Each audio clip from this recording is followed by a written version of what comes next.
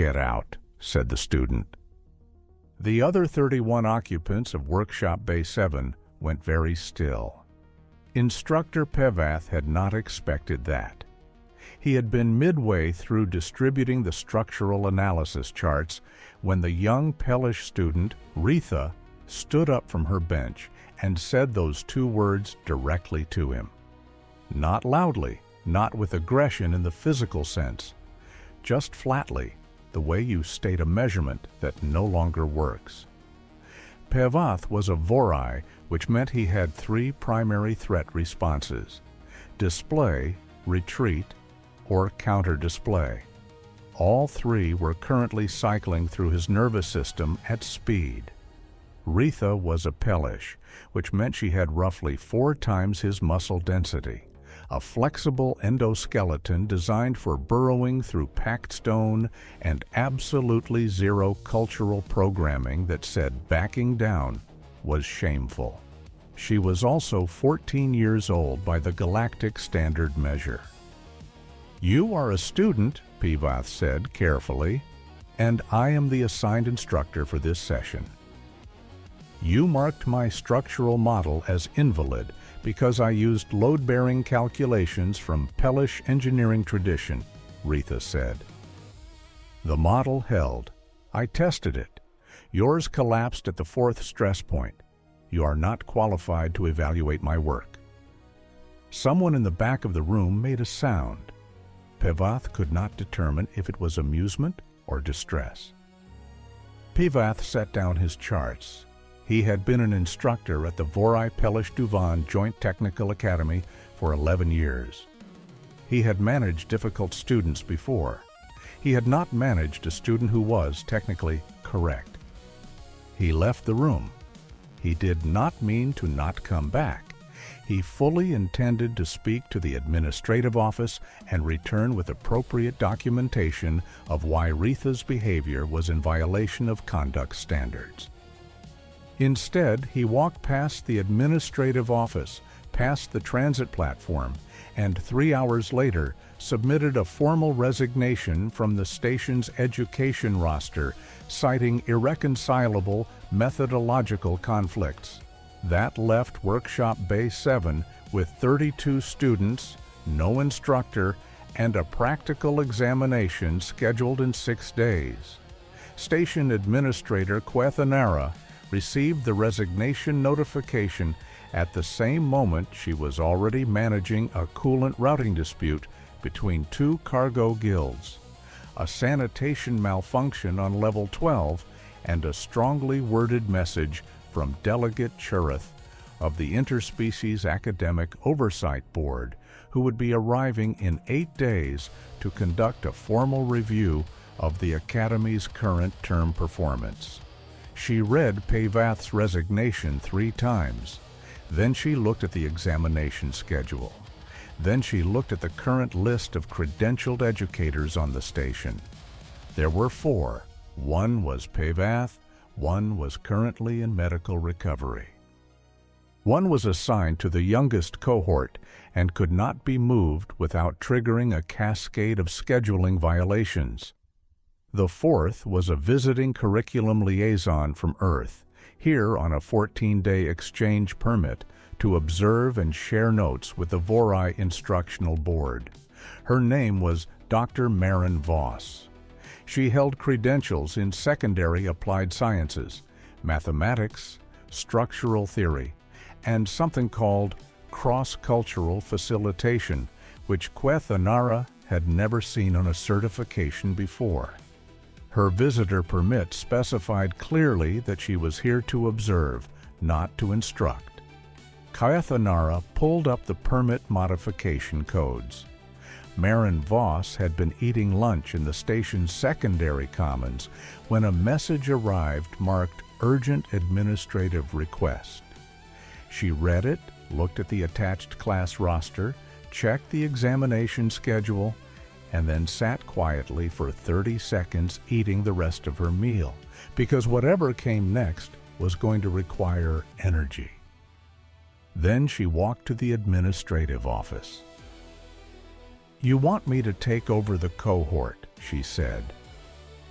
I want you to consider it, Quethanera said. Your permit allows for it under emergency provisions if you consent and meet credential minimums. I meet credential minimums for the subject content, Marin said. I don't have interspecies pedagogical certification. No one on this station does, Quethanara said. Pevath did not either. He had a species-specific teaching endorsement, which is not the same thing. Marin looked at the roster again. 12 Vorai, 9 Pelish, 7 Duvan, 4 others listed under mixed species designations she did not immediately recognize. Ages ranging from 13 to 17, a structural engineering and applied physics curriculum, examination in 6 days. What happened? She asked. Quethanara told her about Retha. Marin was quiet for a moment. Was the student's model actually structurally sound? By Pelish engineering standards, yes. By Vorai academic standards, no. The discrepancy is a documented curriculum gap that has been under review for 2 years. All right, Marin said. I'll take the cohort. 2 conditions. Quethanara looked at her carefully. Go ahead. First, I need the full records for every student in that room, not just grades, attendance patterns, flagged incidents, instructor notes. Second, I need formal written authority to make pedagogical decisions without administrative override during the 6-day period. Quethanara had been prepared to negotiate. She had expected requests about equipment or stipends. The second condition is unusual. I know, Marin said. If I take the class, I need to be able to make calls without checking in every hour. That's how teaching works. There was a silence. Then Quethanara drafted the authorization. Marin arrived at Workshop Bay 7 the following morning at the scheduled session start time, which was 7 minutes before the students were required to be in their seats. She arrived 14 minutes early instead. The room was a large, tiered bay with adjustable workbenches, overhead structural testing rigs, and enough ventilation capacity for species with different atmospheric preferences. It smelled faintly of metal and an organic compound she guessed was a Pelish environmental comfort additive someone had smuggled in, which was technically against regulations and which she decided not to notice. She moved around the room checking equipment. 2 of the tensile testing rigs had calibration flags. She reset them manually and made a note. One of the bench height adjusters was stuck at a Vorai standard setting, which would be uncomfortable for Duvan students who tended to be taller. She found the manual override and adjusted 3 benches. Students began arriving. They were quiet, not respectfully quiet. Watchfully quiet, the way a room gets when it expects something unpredictable to happen and no one wants to be the one caught off guard. Marin was sitting on the edge of a workbench at the front of the room when the last student filed in. She had her records open on a hand terminal. She did not stand up or call for attention. "Retha," she said, addressing the Pelish student who had triggered the previous instructor's exit. Retha looked at her steadily. She was compact and broad-shouldered, with smooth pale gray skin and eyes that were an unsettling amber gold. "Yes?" "Your load-bearing model from last session. I'd like to see it." The room tensed. Someone, probably Vorai, shifted on a bench. Retha retrieved the model from her storage case without hurry. It was a small-scale physical construct, intricate and dense, built in a style Marin recognized from the Pelish engineering documentation she had read the night before. Stress distributed through layered compression rather than the single-axis load paths that Vorai engineering favored. Marin looked at it for a full minute. "This is good work," she said. More tension. That was not what they had expected. "It is also different from the standard model used in the curriculum assessment rubric," Marin continued, setting it down on the bench. "That rubric is going to be the basis for your examination in 6 days. So here is the situation. You're going to need to know both methods. The Vori load path standard and the Pellish compression distribution standard. Not because one is better, because the examination tests one, and your professional practice is likely to use both." Retha was looking at her with an expression Marin could not fully read yet. Evaluating.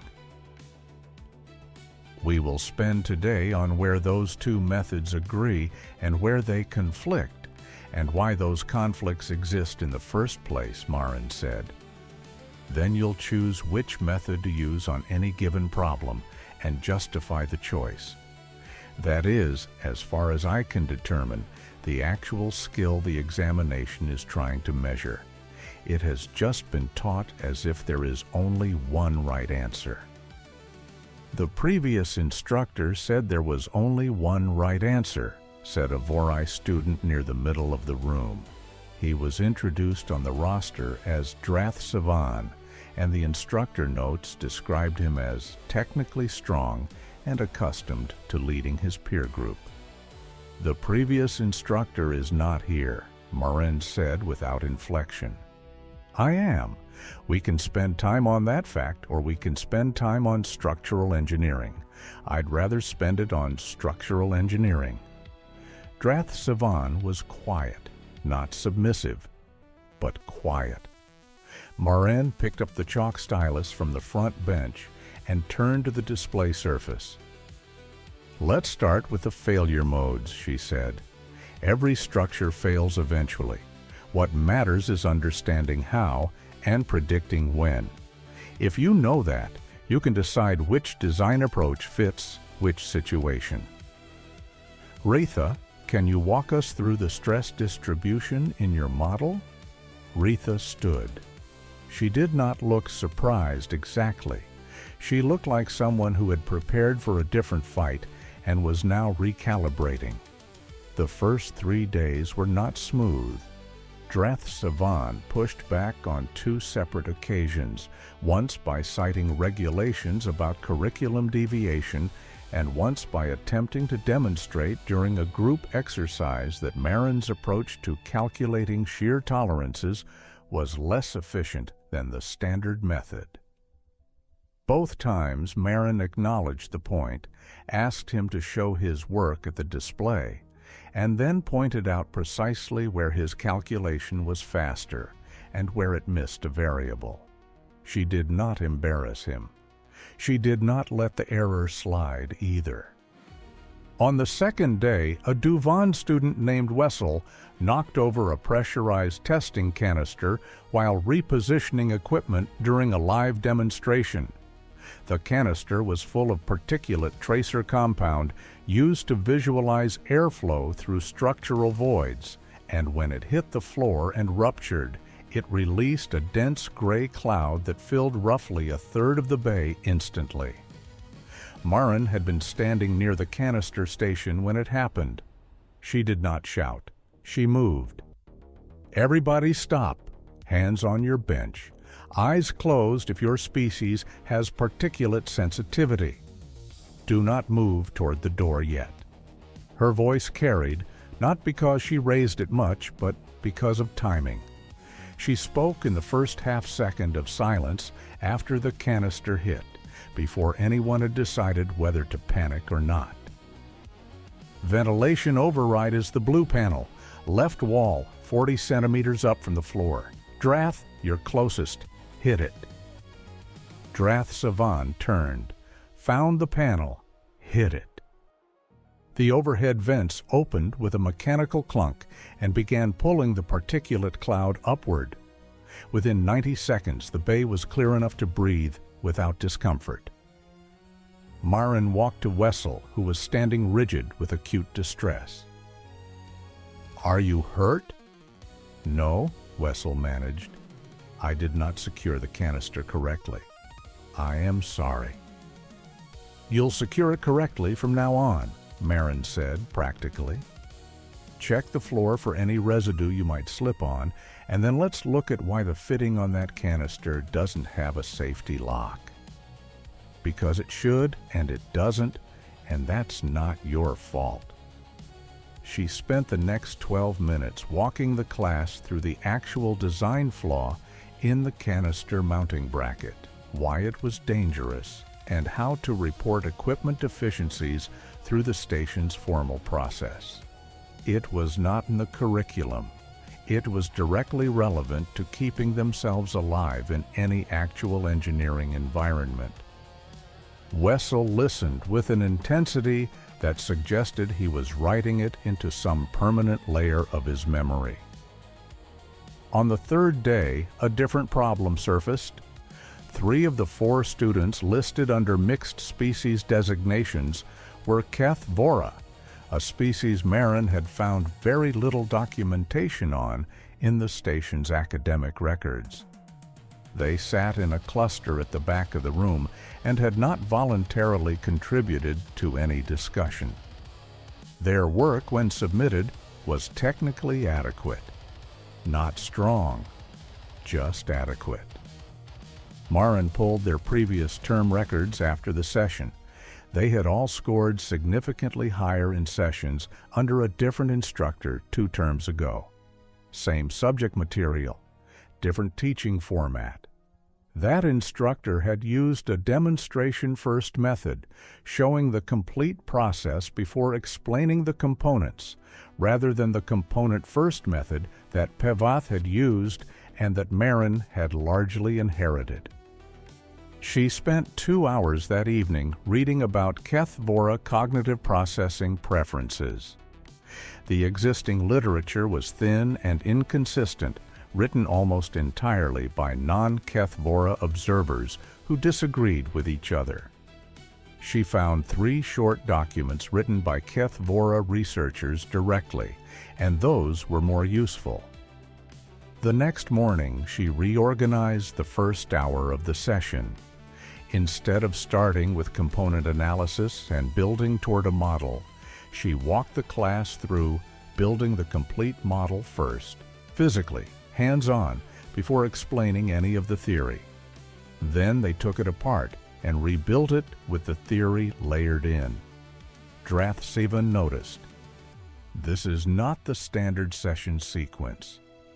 "I know," Marin said. "Try it, and then tell me what you think." He did. An hour later, during the explanation phase, one of the 3 Keth Vora students, a quiet individual named Solon, asked a question about load transfer that was 3 levels more sophisticated than anything they had submitted in writing. Drathsevan turned to look at Solon. Then he turned back to the display and did not say anything more about the session sequence. On day 4, the external pressure arrived. Delegate Churith of the Interspecies Academic Oversight Board came in 4 days early. He sent notice of his arrival with a 2-hour lead, which was technically acceptable and, according to everyone Marin spoke with, completely unprecedented in practice. He was a grain. Marin had met 2 grain before. They were tall and pale, with faces that tilted slightly forward on the neck in a way that made them look perpetually skeptical, regardless of mood. Churath was senior rank, which in the green educational bureaucracy meant he wore a sash of administrative insignia and spoke in a register that assumed the person he was addressing understood their position in the hierarchy. He arrived at the administrative office and spent 40 minutes with Quethanera before anyone notified Marin. Marin was in the middle of a session when a message arrived flagged priority. She read it, set the terminal face down on the bench, and continued the lesson. At the natural break point, she stepped outside the bay for 4 minutes, replied to the message, and returned. She told the class there was an administrative review underway. She said it in the same tone she used for everything else, without drama. Drath Savan said, "Is this about the instructor change?" "Probably," Marin said. "Keep going on the truss problem. I'll let you know if anything changes." Churath arrived at Workshop Bay 7 at the end of the day session, accompanied by Quethanara and a Grain administrative aide who carried a recording device. The students were still in the room, finishing up documentation on that day's practical work. They looked up. A few Vorai students recognized the Grain insignia and straightened their posture reflexively. Retha and the other Pelish students did not change posture at all. Solon and the other Keth Vora students exchanged a look Marin could not interpret. "Dr. Voss," Churath said, "I am here to conduct a preliminary assessment. My review found that you are serving in an instructional capacity without interspecies pedagogical certification. I want to understand the administrative basis for that." "Emergency provision under the station's academic continuity clause," Marin said. "Administrator Quethanara has the documentation." Quethanara produced it. Churath looked at it. He looked at Marin. "The provision allows for emergency instruction by a credentialed educator. It does not specify adequacy for a multi-species cohort with complex cultural and cognitive variables." "No," Marin agreed, "it doesn't." Churath paused. He had expected a defense. "I will need to observe a session tomorrow and conduct individual student assessments to determine whether the current instruction meets acceptable standards." "That's fine," Marin said. "Session starts at third morning hour. Students will be working on integrated structural analysis problems." She turned back to the class. "You're dismissed. Good work today. Bring your documentation folders tomorrow." The students left. Most of them were quiet but watching Churath on the way out, the particular watching that happens when you understand you are adjacent to something that may affect you personally. The assessment the next morning was not what Churath had planned. He had intended to observe and then conduct a structured verbal assessment with individual students, running them through standard oversight board protocols. These protocols were designed for the assumption that students in multi-species environments needed to be evaluated on a common standard metric. What actually happened was that he arrived during the working portion of the session, where the students were already deep into a complex practical problem Marin had assigned. The problem was a structural failure scenario. A mid-scale habitat module had been under construction using a combined Vorai-Pelish design specification and had shown stress fractures in the junction points.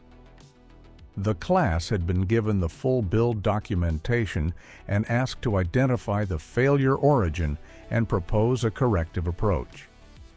Churath observed for 20 minutes before he began pulling students aside for individual assessments. He started with Drath Savan, who was the most visibly senior in demeanor. "What is the current curriculum unit?" Churath asked. "Integrated Structural Analysis," Drath 7 said. "We are currently working a failure scenario combining Vorai load path and Pelish compression distribution methods." "Which method do you consider primary?" Churath asked. This was a standard protocol question designed to assess student understanding of disciplinary hierarchy. Drath 7 paused. Marin, working nearby, did not look up from her terminal. "Neither," Drath 7 said. "They solve different problems. Primary depends on the site conditions." Churath wrote something in his assessment record. He moved to Retha. "What is the current assigned problem?" Retha described it accurately and in technical detail that was not particularly common for students 4 days before an examination. Chirath asked her which calculation method she was using.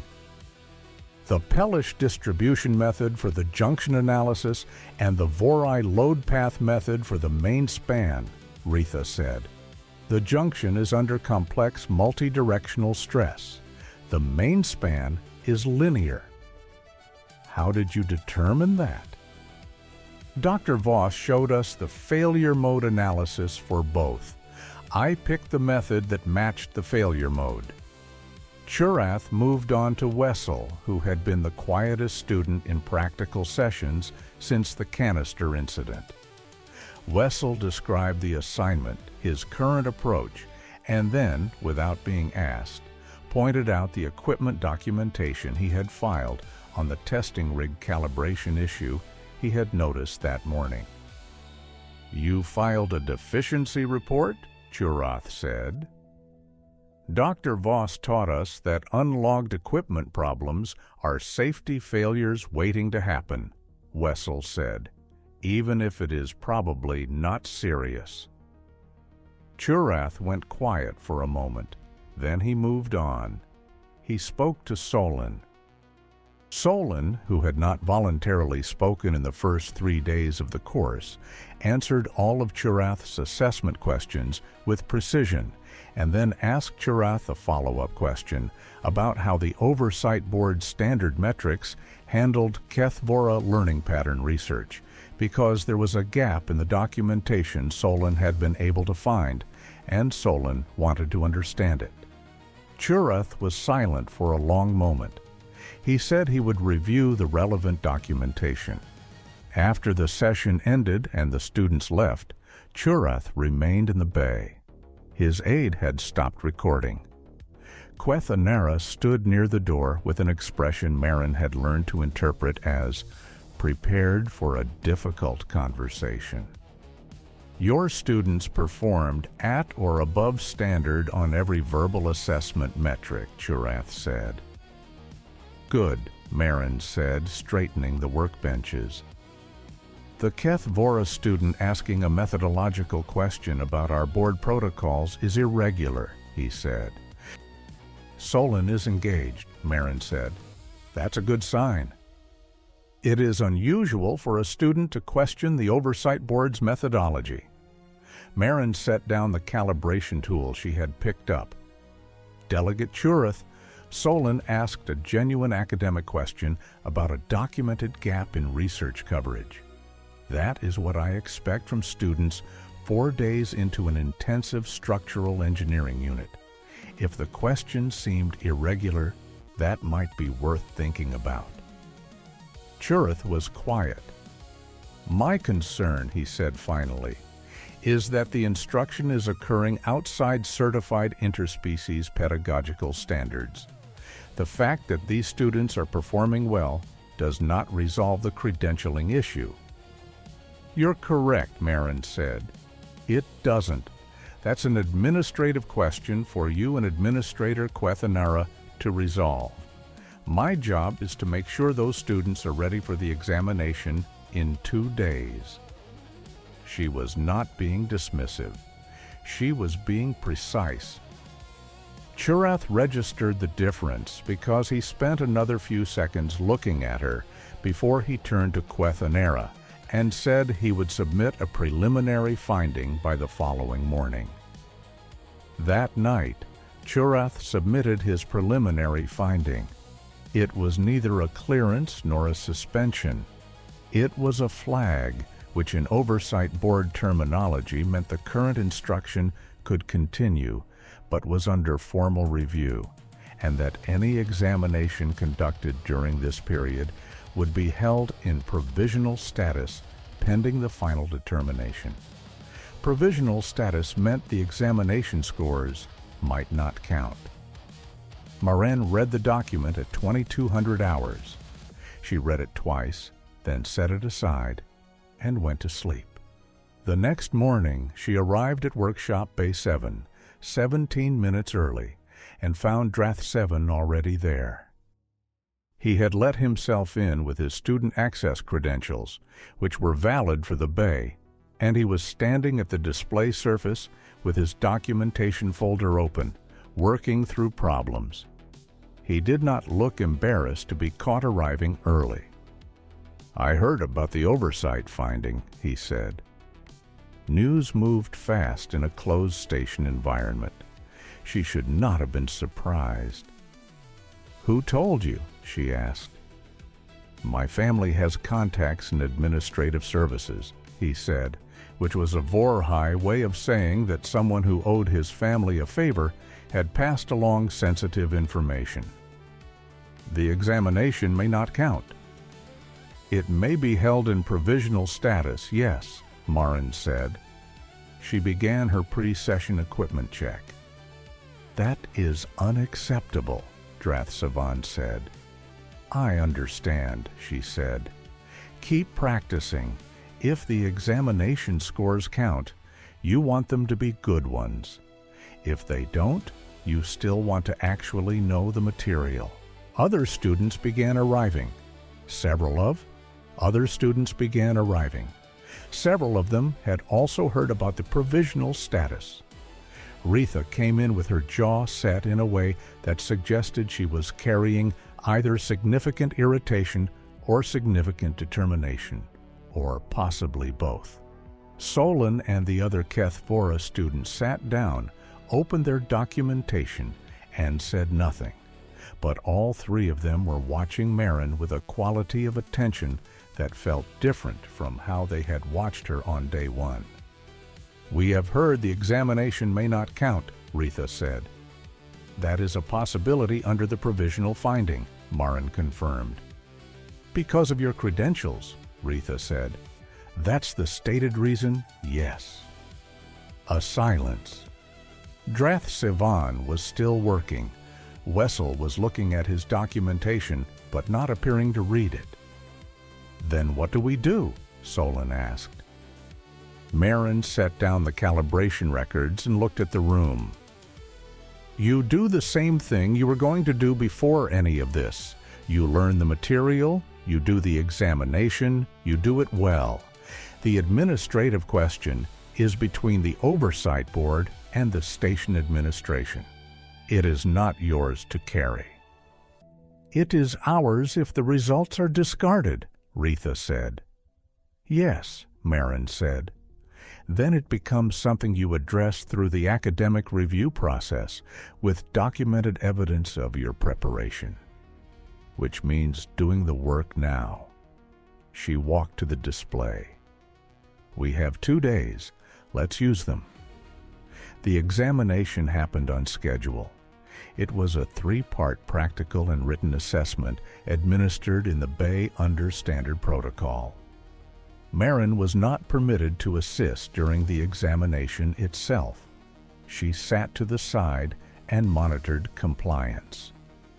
Churath attended in person, which was within his authority, and sat in the observation tier without saying anything. The first part was individual written analysis. The second part was a group structural modeling exercise conducted in species-mixed teams. The third part was individual oral justification of the group result. The group exercise put the students into teams of 4 or 5 that cut across species lines. Marin had structured the seating and material distribution, which was one of the last things she had done before the examination began. She had assigned Drath Sivan to a team with Retha and 2 Keth Vora students. She had assigned Wessel to a team with Vorai students who had less practical experience and stronger theoretical backgrounds. She had made these assignments for specific reasons. Drath Sivan's team completed their model 40 minutes into the exercise. He had apparently spent some time thinking about the session where Marin reorganized the sequence to suit Keth Vora learning patterns because his team built their model complete first and then analyzed it, and their documentation reflected that the Keth Vora students had driven the initial structural intuition, while he and Retha had formalized it into standard notation. Retha's documentation section cited both engineering traditions by name and specified which decision used which method and why. Wessel's team hit a problem 45 minutes in. The Vori students had designed a structurally elegant load path that failed to account for a torsion stress the problem had embedded in the scenario parameters. Wessel caught it. The documentation showed the catch, the correction, and Wessel's written note explaining why the torsion variable was where it was, which was correct. In the oral justification phase, Churath asked questions. He asked Drath Sivan why his team had chosen a particular junction configuration. Drath Sivan explained it and noted that the decision had come from Solin's initial structural sketch, and that the sketch had correctly identified the stress distribution before the formal calculations were run. Churath asked Retha whether the use of Pellish compression methods in her documentation was standard for the curriculum rubric. No, Retha said, it is documented as an alternative method with full justification. The rubric allows justified alternatives. Churath looked at the rubric. The rubric did allow justified alternatives. It had apparently always allowed them. Pavath had not told the students this. He asked Wessel about the torsion catch. Wessel walked him through it with the same precision he had used on the equipment deficiency report. Then he added that he had identified the potential for torsion stress during Doctor. Voss's second session, when she had walked the class through failure mode analysis, and that he had kept it in his working notes as a type to watch for. Churath stopped writing in his assessment record and looked at Wessel for a moment. Then he asked Solin whether the Keth Vora structural intuition approach was documented in the academic literature. It is documented in 3 papers written by Keth Vora researchers, Solin said. The methodology is underrepresented in non-Keth Vora academic literature. There is a gap I mentioned to you during your preliminary assessment. Yes, Churath said. I looked into it. Did you find the gap? I found that the gap exists, Churath said. Dr. Voss found it in 2 hours, Solin said, without heat. She restructured the session the next day. There was no malice in it. It was a factual statement about a timeline. Churath received it as one. He sat in the observation tier for another 10 minutes without asking further questions. His aide had long since stopped taking notes. Churath's final report came in 3 days later. Marin was already off the formal roster by then. Her emergency instructional authorization had ended with the examination, and she was technically back on visitor liaison status. She had spent the interim organizing her curriculum exchange notes and preparing to leave the station on schedule. She received the report as a copy, not an original addressee. The report confirmed the examination results as valid. It cited the students' demonstrated command of integrated methodology, their documented decision-making processes, their ability to justify choices across cultural engineering traditions, and their evident understanding of equipment safety protocols.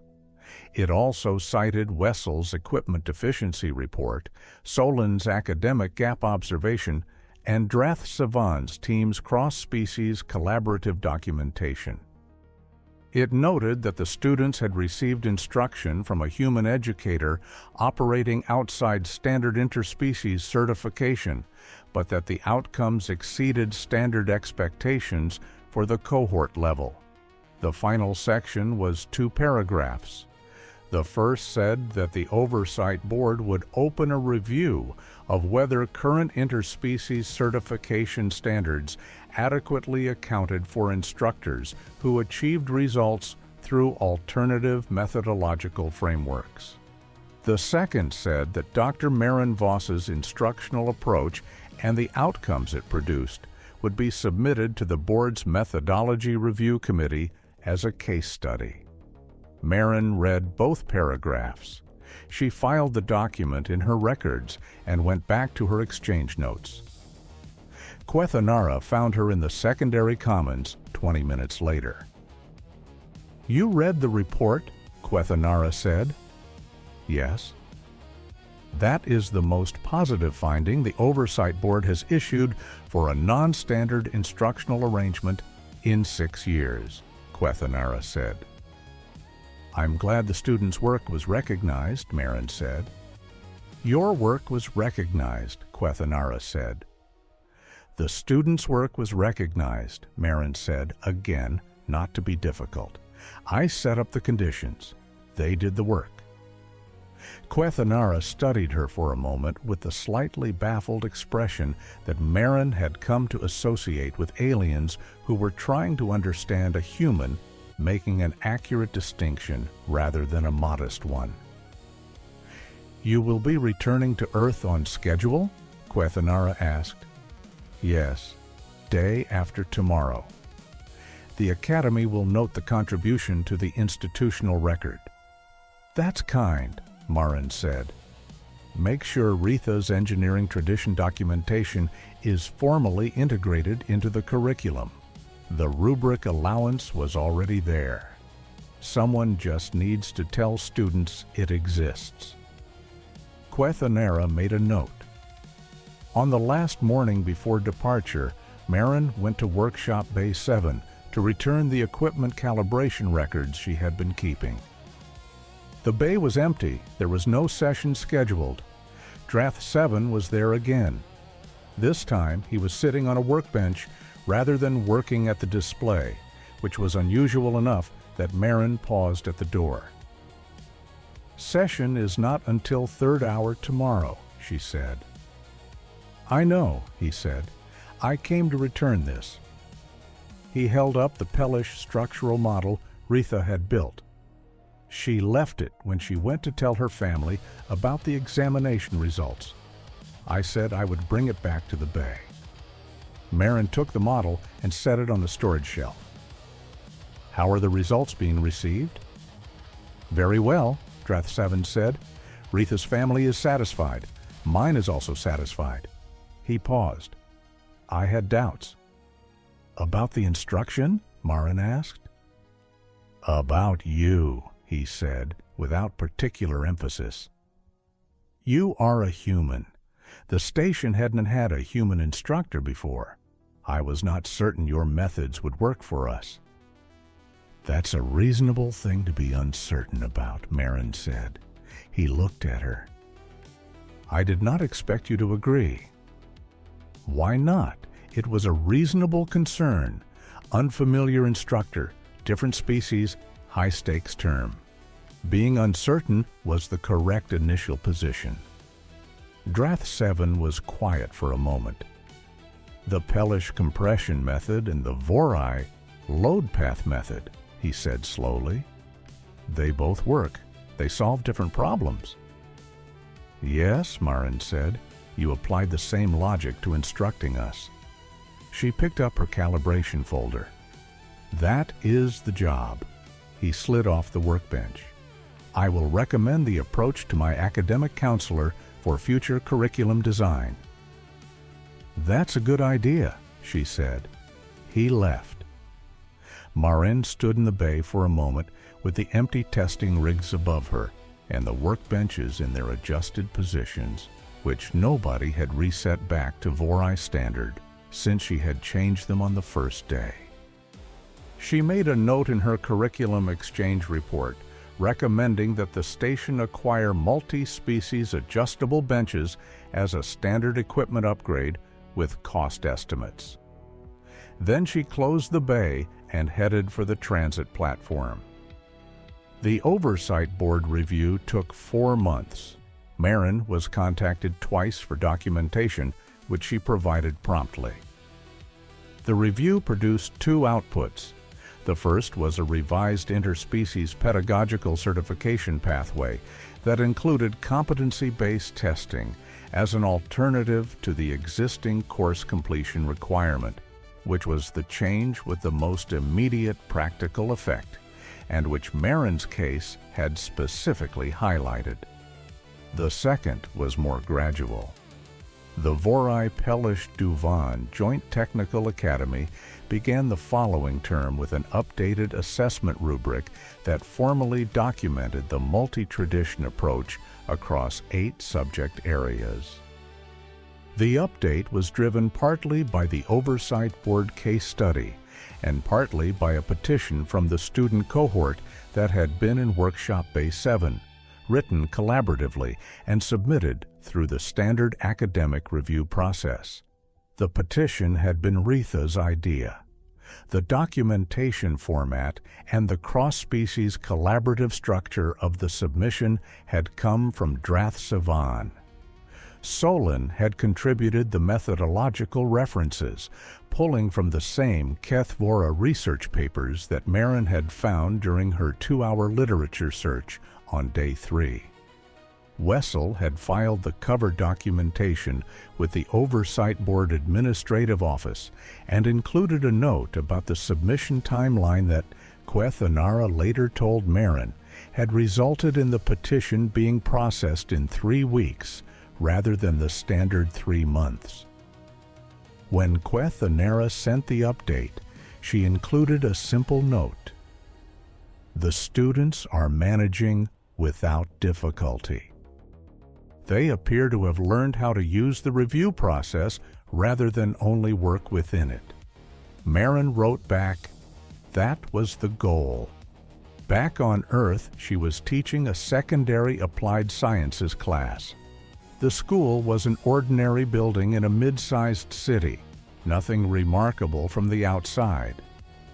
Her students were 14 and 15 years old and mostly human, though 3 were from the growing off-world settlement population and carried that particular quality of intensity that came from growing up in places where things could go wrong quickly and someone always had to know how to respond. One afternoon, a student named Davo asked why they were learning failure mode analysis before they learned the design principles.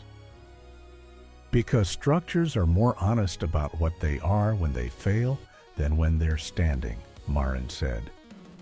"You learn more from what breaks than from what holds." Davo thought about this. "What if nothing breaks?" he asked. "Something always eventually breaks," she said. "The point is to make sure it doesn't break in a way that surprises you." She turned back to the display. "Now show me where the weak point is in this truss." Outside the window, the sky was ordinary and blue, and the school was a building like any other building. And the students were doing what students do when someone sets up the conditions for them to think, and then does not get in the way. They were thinking. That evening, Marin wrote up a new unit plan building in a cross-species engineering case study using the documented method she had compiled from the station term. She submitted it to her school's curriculum coordinator and noted that it might be particularly useful for students from off-world settlement backgrounds. The coordinator approved it in 2 days. A year after the station term, Delegate Churath submitted a formal inquiry to the Interspecies Academic Oversight Board's Research Division, requesting that a longitudinal study be conducted on the outcomes of students in multi-species cohorts that had received instruction through non-standard pedagogical approaches. The inquiry cited 6 cases. The first one on the list was Workshop Bay 7, Vorai-Pellish-Duvan Joint Technical Academy, reviewed under emergency provision. Instructor: Dr. Maren Voss, Human Secondary Applied Sciences. The outcome summary in the inquiry noted that the cohort had not only passed the examination, but that, on the measure most relevant to the Oversight Board's long-term mandate, which was students' ability to apply knowledge across cultural frameworks in professional settings, the cohort tracked significantly above expected performance. What the inquiry noted quietly in a subordinate clause in the third paragraph was that this outcome had not been produced by the instructor demonstrating expertise across all the relevant cultural frameworks. The instructor had not had that expertise. The outcome had been produced by the instructor teaching the students to recognize, locate, and use expertise that the instructor did not personally possess. That was, the inquiry noted, a replicable approach. It was also, the inquiry noted, not currently captured anywhere in the standard certification pathway for interspecies instructors. Churath proposed that it should be. Delegate Churath had arrived on that station expecting to find an administrative irregularity and close it. He had found something less tidy and considerably more useful, which was a room full of students who had been taught that knowing where to find the right answer was the same category of skill as knowing the answer itself. He had spent a year thinking about what to do with that observation before deciding that the most honest thing was to write it down and submit it where people who made decisions could read it. He was not certain what they would do with it. He was fairly certain they would not ignore it. The case study attached to his inquiry included the full examination results, the petition, the equipment deficiency report Wessel had filed, and a note from Queth Enera describing the bench height adjustment Maren had made on the first morning before the students arrived, without being asked, because she had read the roster and understood that some of them would be physically uncomfortable at the standard setting. It was a small thing. Churath included it because small things in his experience told you more about the mechanism than the large outcomes did. If you found something in this story worth the time it took to read it, consider returning for what comes next. The work that continues is the work that finds an audience willing to stay for more than one sitting, and the only way to know if this is that kind of work is to have read far enough to decide for yourself. There is more where this came from.